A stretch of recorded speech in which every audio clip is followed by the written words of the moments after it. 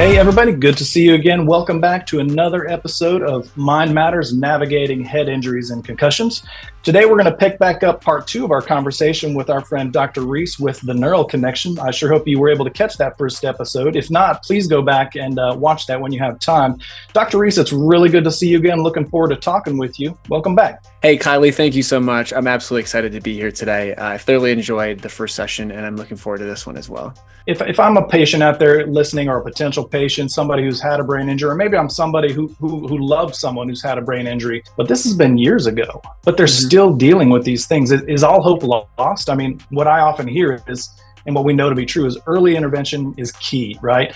But if I've been dealing with these, sort of symptoms, maybe they're low key, but still, it's not where I was 5 years ago. Is there anything I can do about that with you guys?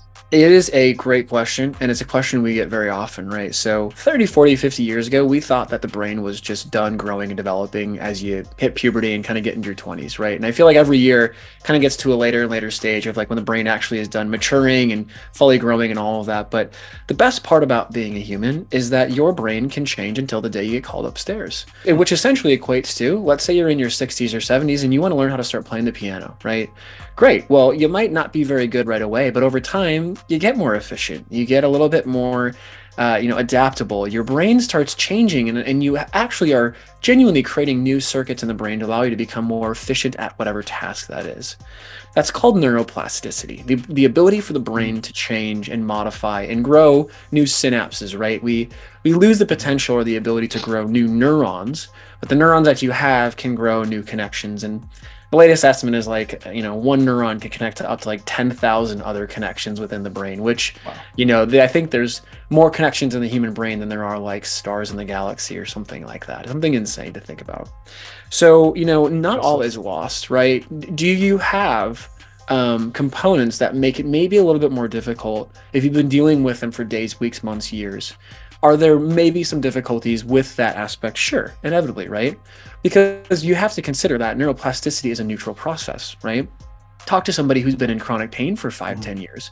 I promise you that their brain has had neuroplastic changes that in some way, shape, or form could be promoting more pain than it was originally, right? Now, they didn't sign up for that, and that wasn't their fault, but that is an outcome that can happen. Talk to somebody who's been in chronic regional pain syndrome, right? A classic example of neurological windup. Yes. Those are real things.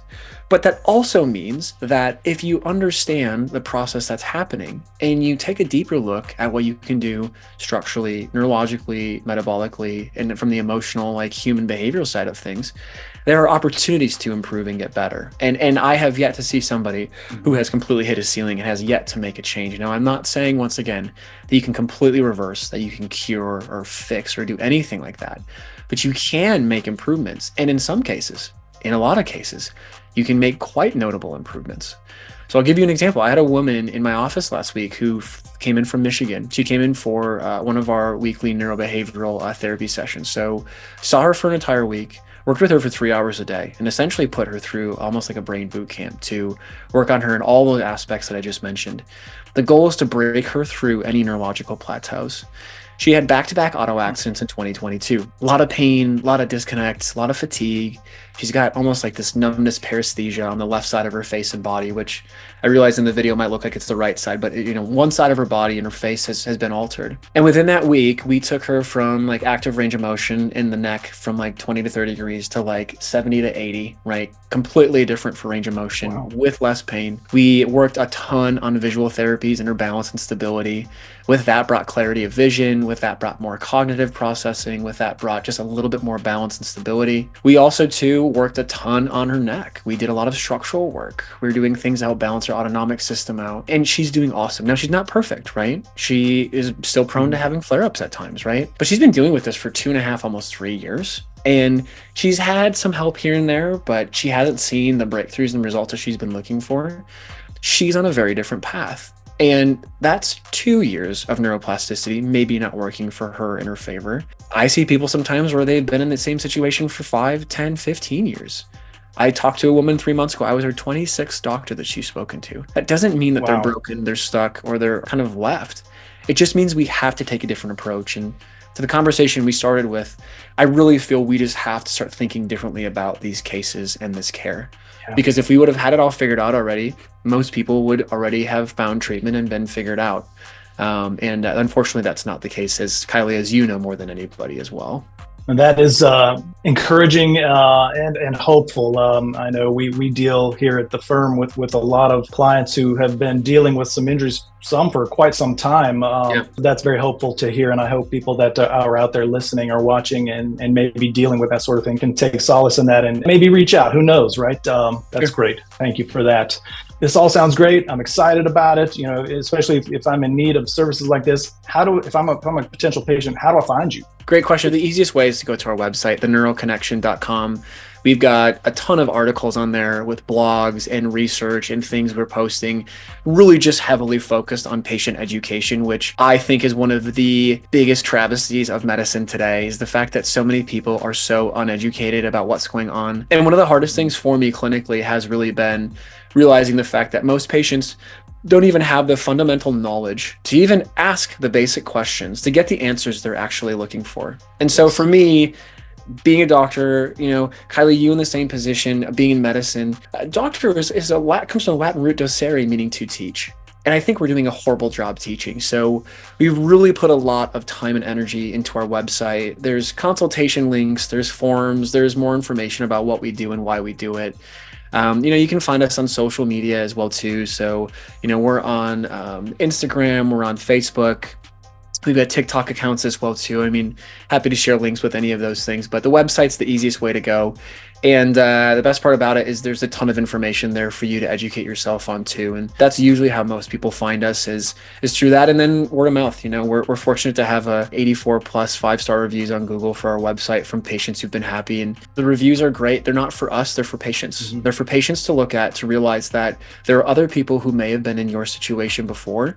And they were the ones who, were fortunate enough to trust us with their care. And we're so grateful for that because we know how much of a commitment that is. And it's really about just helping people help themselves. So, you can usually just do a quick Google search to find us. And I'm sure we can put some links in some posting as well too for you guys. But yeah, website's always the easiest for us. Great. Thank you. That's good to know. And I hope people take advantage of that. As a nurse, that's part of our role is to advocate for our patients, our clients. And I think, what you said is exactly what we here at Shane Smith Law want to do. And that's a large part of my role is working alongside with our attorneys, case management team to make sure that our clients are well prepared for each and every appointment, know what they need to, what's important to me. Why is that important? What can you do for me, about this thing? So it comes down to educating, right? I appreciate that, Kylie. What's great about what you guys are doing is you guys are genuinely doing things that are, for lack of a better term, cutting edge, right? You have an in-house resident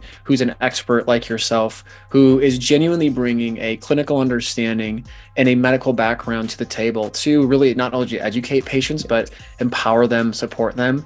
I have yet to see that in a majority of other law offices and legal firms. And so you guys really are leading the way. You're challenging the conventional norms and thinking. And thank you for what you're doing. I love the model that you guys have. Thank you so much for highlighting that 100%. I think so many people think there's a stigma around, attorneys or law firms that it's really all about just getting some money for. That's not it at all. That is so secondary. It is truly about getting our clients, patients better, back to their baseline, back to functional life, quality of life. So thank you so much for highlighting that 100% on the nose. All right. So Dr. Reis, I'd like to dig more into, so I've got a brain injury, no matter how I receive it, car accident, a fall, how does that impact the way I live my life? I was a certain way. Let's take athletics. I was an athlete and I'm very much in shape. I'm a mover. I'm a shaker. I'm very active. I'm going here, there, and everywhere, right? I got a busy lifestyle. How might that affect me? And might I need to make changes in what I do each day? The simple answer for that is maybe, right? That's my doctor cop-out answer, right? Always. But it really just depends, right? So I think the days of how we treat brain injuries have really changed compared to where they started. So, when I was, in high school back in the early 2000s, if you had a concussion, we played ice hockey, you get hit, you get your bell rung, coach kind of looks at you and is like, hey, you doing okay? You know where you are? You're allowed to go back out and play, right? So today, that's a massive no-no, right? So second impact syndrome is a very real thing. And it's a really big problem for a lot of people. We know so much more today than we did back then. And even basics of understanding what do you do after a concussion or a brain injury have also changed, right? So what we now know is the sooner we can get people back out to doing low-grade cardiovascular exercise, the better their recovery rates and the faster they're going to be able to recover within reason, right? So the Buffalo concussion kind of protocol is really about that, right? So looking at heart rate measurements, looking at where symptom onset is, going to 80% of that threshold and starting to slowly increase your bandwidth, for the lack of a better term, to being able to handle more of those things. So lifestyle inevitably may be affected. Hopefully for, a majority of people out there, they do just recover and they get better and the brain heals and things go back to it. But just because you don't have symptoms doesn't necessarily mean you're out of the clear, right? So maybe now you've got chronic sleep issues, or maybe now you're like, gosh, like I haven't changed anything about my diet, but my gut function it feels different. It feels off. Maybe now it means you gotta kind of slur your words a bit when you're speaking, or you're doing things that weren't like that before. Could that mean that there may be some areas for rehabilitation? Possibly. I see one of the biggest limiting factors for that is sleep. So most people know they need to sleep. You sleep a third of your life way theoretically, but a lot of people struggle with sleep. Something like 30 to 70% of patients with concussions or TBI struggle with sleep. It's not as easy to say, oh, let's just take melatonin, or you need more magnesium 3 and 8. There are a lot of things that can be involved with that. And even from a neurological perspective, some people can have issues with a palatal elevation that cause sleep apnea as a result of their head injury. So life can change, lifestyles can change, but that's why you find great people like what you guys are doing, like hopefully what we're doing in the clinic to assess you, diagnose you, give you, great options for treatment, and then get you back living your life, right? So that should be the focus, that should be the mentality. And I know that's what we're keenly focused on in our clinic. Kylie, I'd be curious to kind of throw that back to you about, what are things you're keen to look at? How do operations look like for you guys? And really, how are you guys able to really provide support and the care, not necessarily the care in the office, but care for like, I'm caring for you, we care about you. How can we guide you? That's a big question. I'm gonna have to try to give me a second to, how do I boil that down? So I'm going to speak to it just purely from my lens, right here in the firm. I'm the firm's treatment coordinator is my title. My background is an ICU nurse. I worked in the neuro ICU for many years here in the local regional area. The Shane Smith and Shane Smith Law saw the benefit of the need to focus on the treatment, and I think that's what sets us apart and makes us special. Not to throw any other law firms under the bus, but I'm just saying, we do work pretty hard at that, and we do see great results with our clients. So what they did is they brought me in because, I think most lawyers would agree, they're not trained in medical terminology. They're not trained in how to comb through a medical record, because that is very complicated, as you well know. And anybody listening or watching that deals with that stuff knows that can be just impossible to comb through. So you bring somebody on board, like nurse practitioners, even MDs that may function in similar capacities, but have that innate keen knowledge on how to work those angles. And so I partner with our firm's attorneys, with our case management team, and to really help develop support for our clients. So our client and the doctor, they're responsible for developing the plan of care for each client. The doctor advises on all medical treatment. We're here to kind of provide that background information to, kind of like we talked about earlier, educate. Right?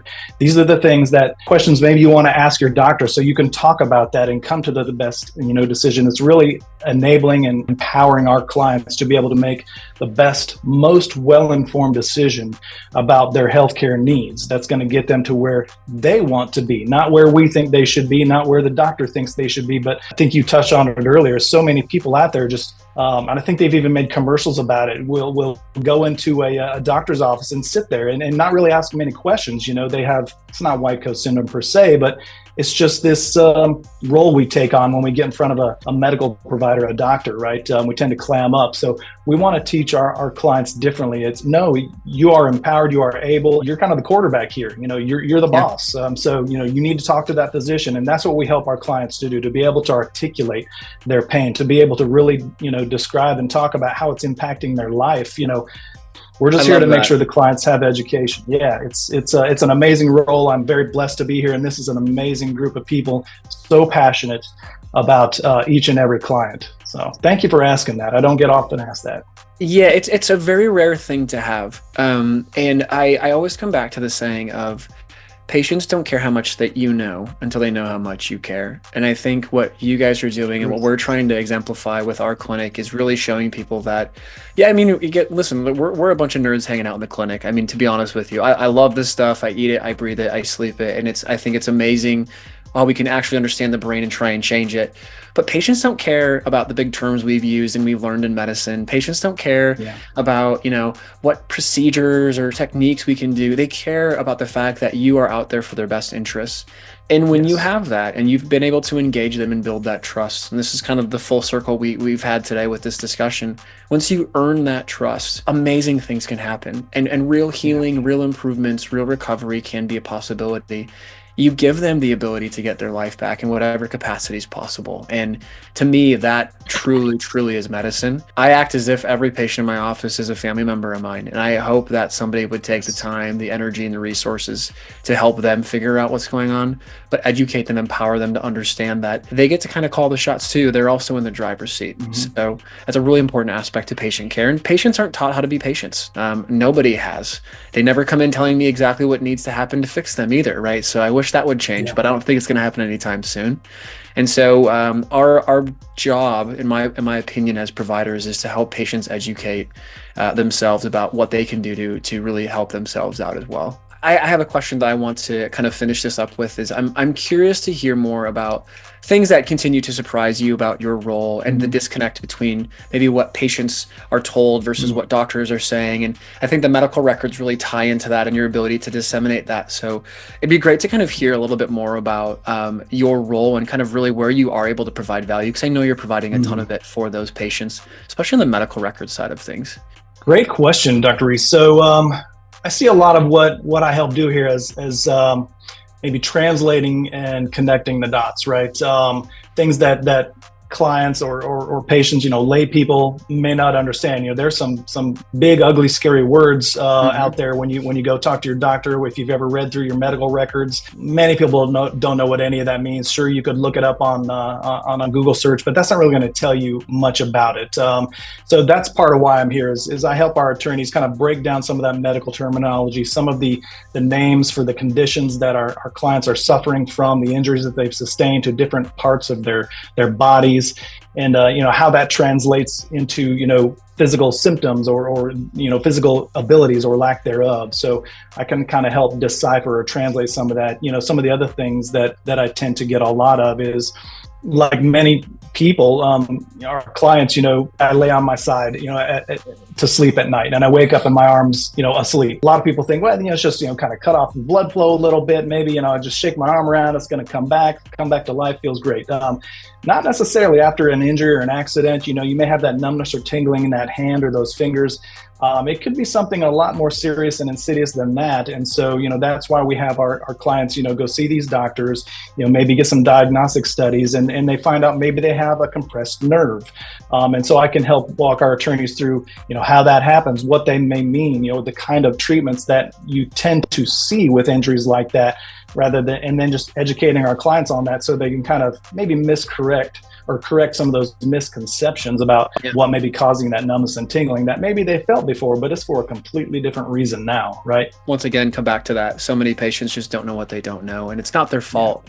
But I really view it as our responsibility. So what a great way to continue to bridge that gap. And like you said, connect the dots and provide that value. Well, again, that does it for another wonderful, amazing episode of Mind Matters, Navigating Head Injuries and Concussions. We have been joined by our friend, Dr. Reis with the NeuroConnection. Again, I hope everybody's enjoyed these fantastic, riveting conversations we've had these last 2 episodes. We hope to be able to talk to you again soon, Dr. Reis. So again, everybody, remember, you've got to hit that like and subscribe button, hit that bell for notifications of our latest and greatest content. And as always, most importantly, if you're in pain, call Shane at 980-999-9999. In pain, so I call Shane. 980-999-9999. In pain, call Shane.